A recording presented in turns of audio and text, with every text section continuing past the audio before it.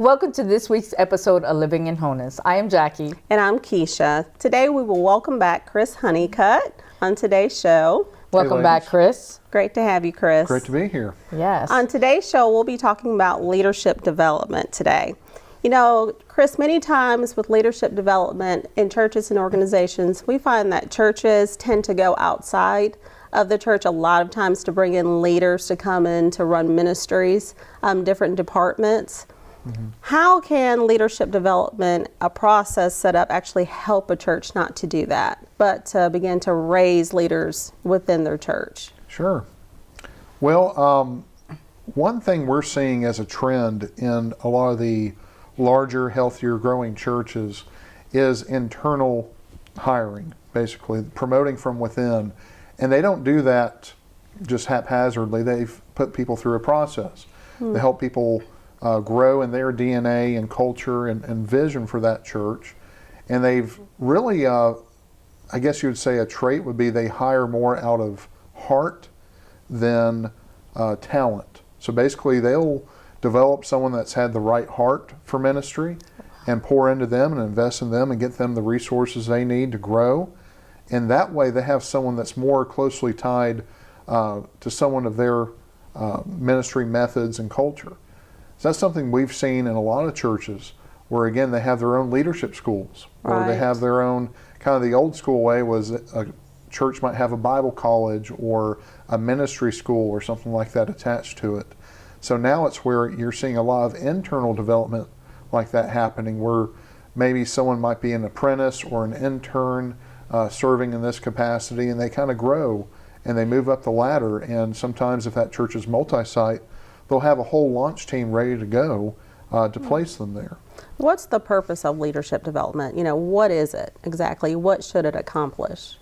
Well, it's just like our spiritual life. It's where you look at Billy Graham and you look at Mother Teresa, and they always said the same thing, that they never stopped growing spiritually. And Billy Graham, towards the latter end of his life, he was always talking about he has grown so much in his relationship with God, more in his later years than he has when he was starting out in ministry. It's where we never want to stop growing because there's so much yet to learn.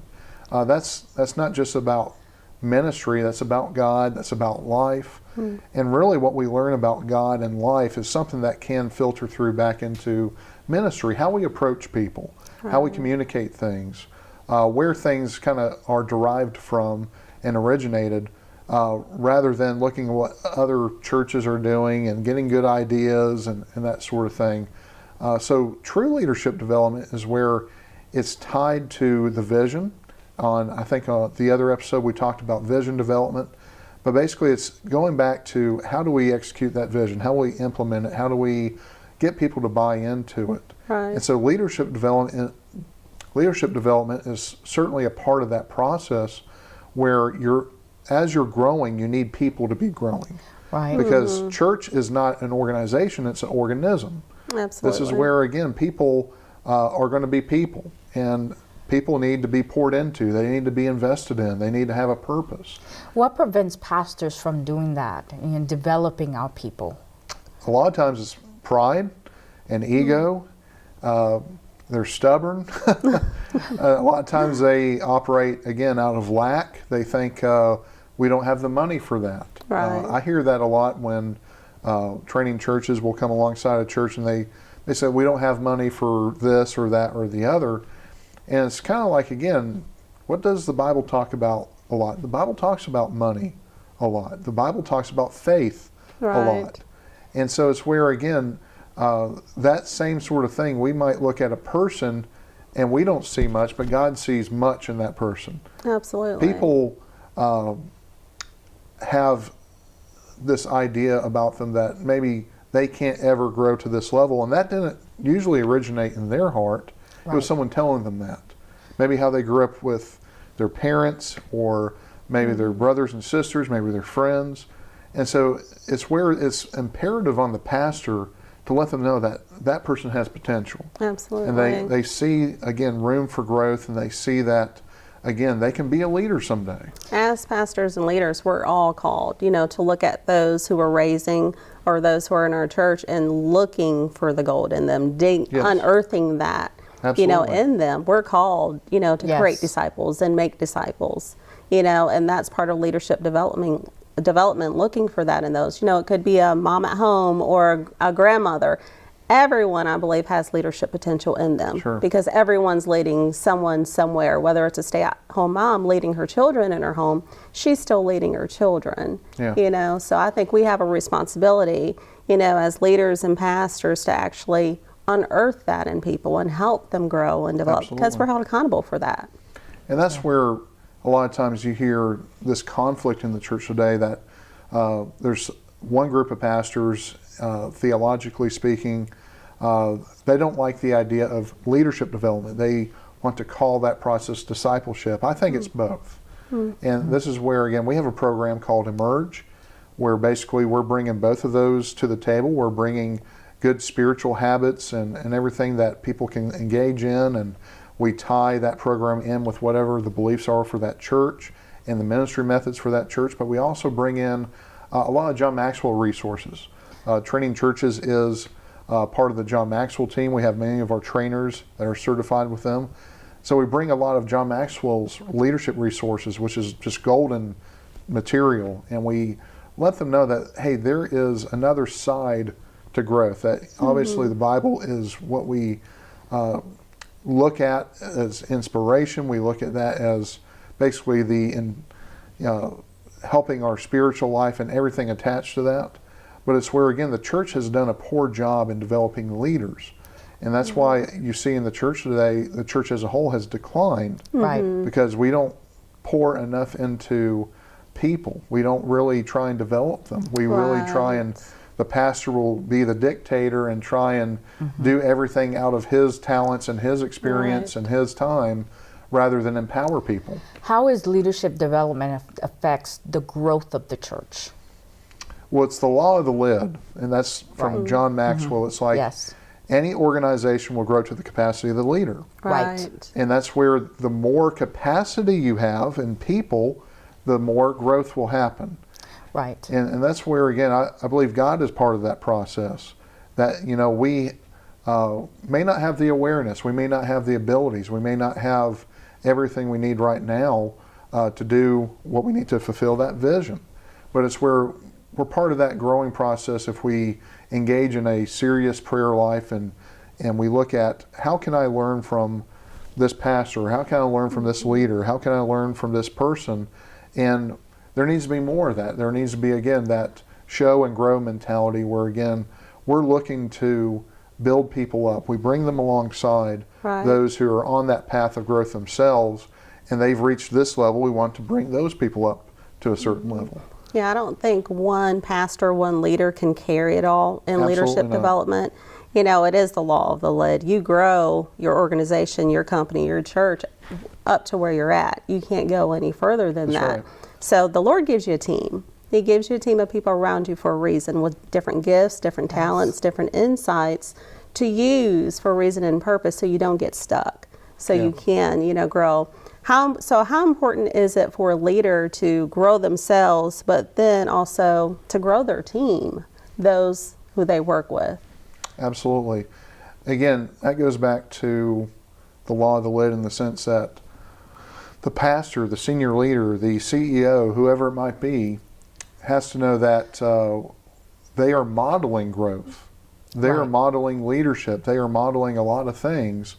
And so if they're not growing, there can't be an expectation for other people to grow.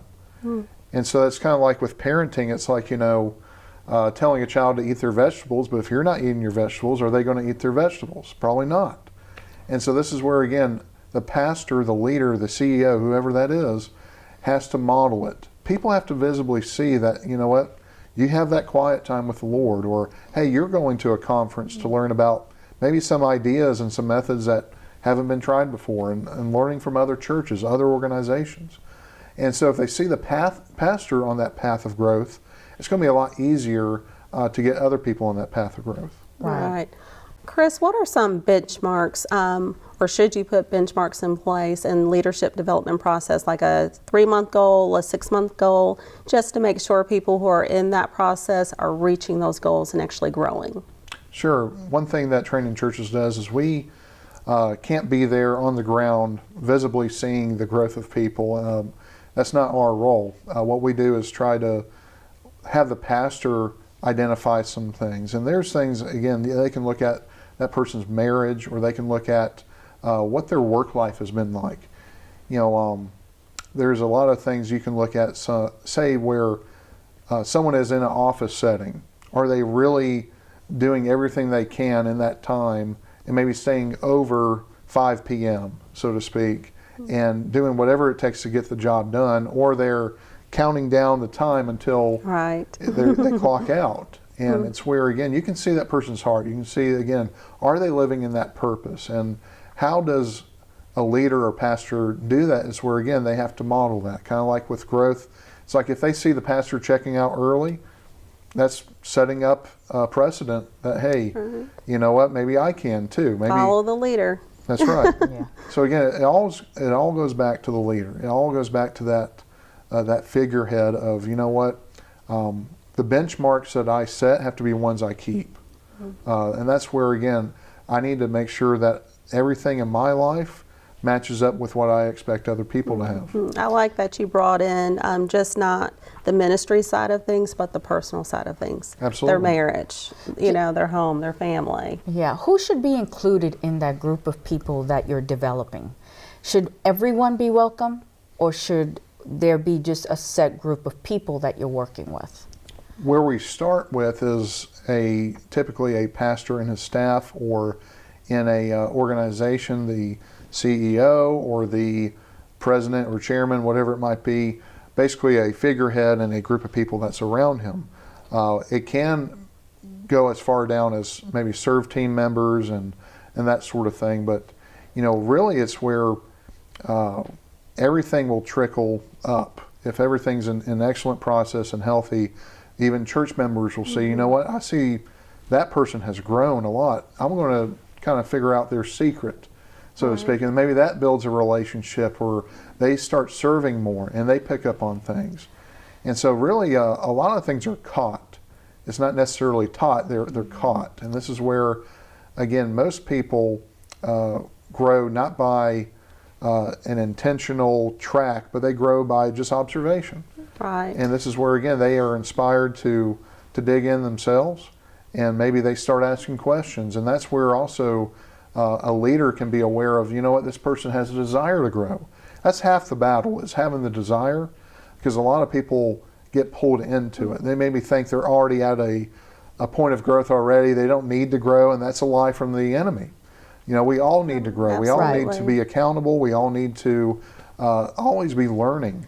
But shouldn't we be developing leaders all across throughout the church in order for them to grow, not just keep it in a small group of people? Absolutely. I can see where you're talking about that we should lead by example, because we are leaders and we should be an example to the people. But how do we develop those that are just coming into the house of the Lord, that are babies in the Lord, and they have such a passion and a heart to talk about the Lord Jesus Christ, or to be in ministry? We should be developing them as well, shouldn't we? And not leave them behind. And that's where something called a growth track will come in. I know Church of the Highlands has like basically a Church 101, 201, 301 type thing, and they've maybe even gone beyond that now, but other churches have similar tracks. And this is where, again, it goes beyond just discipleship. It goes into leadership, and just not ministry leadership, but personal leadership.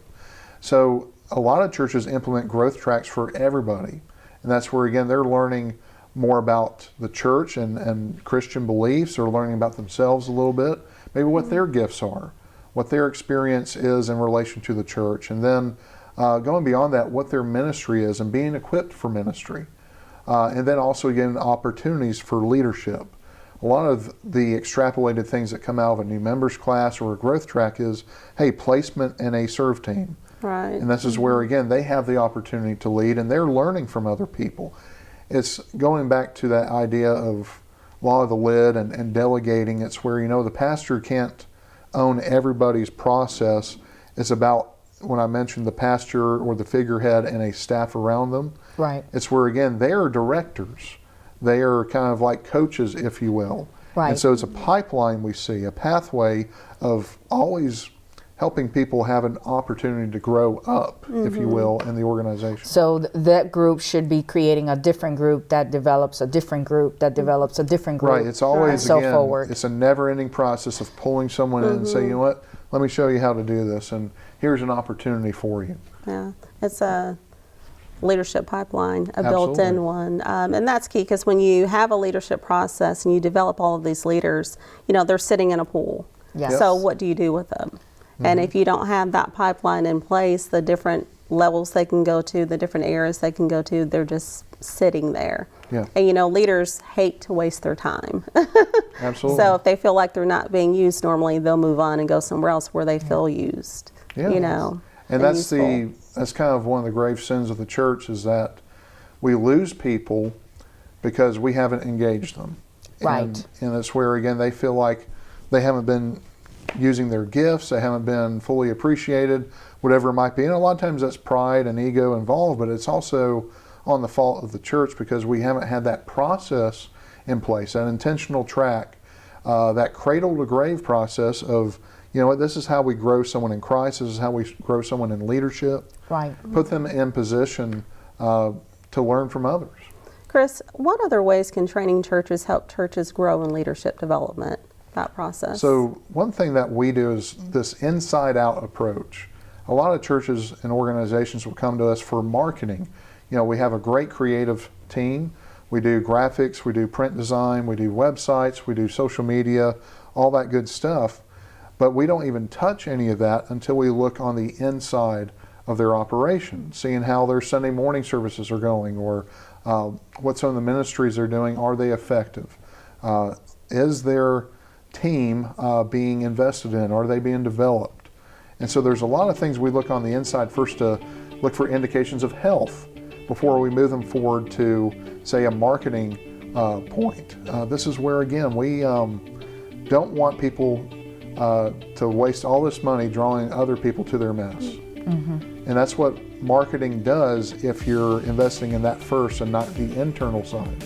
Right. So that's what we help with on a first step. That's where I've talked before about the on-site assessment. That will bring out a lot of things to the table. And that's where, again, we come alongside a church or a ministry and say, you know what, let's take a look at this and let's get this going. And then we get them on the track of really slick marketing to reach out to the community. Not a lot of churches do that effectively. A lot of times you'll see a church, they still advertise in a newspaper or a phone book. Like, there's better ways to do that. There's more efficient ways to do that. Well, thank you so much for joining us on today's show. Thank you, Chris. Yes, and thank you all for being here today. Please catch us on the next episode of Living in Wholeness. We look forward to seeing you soon.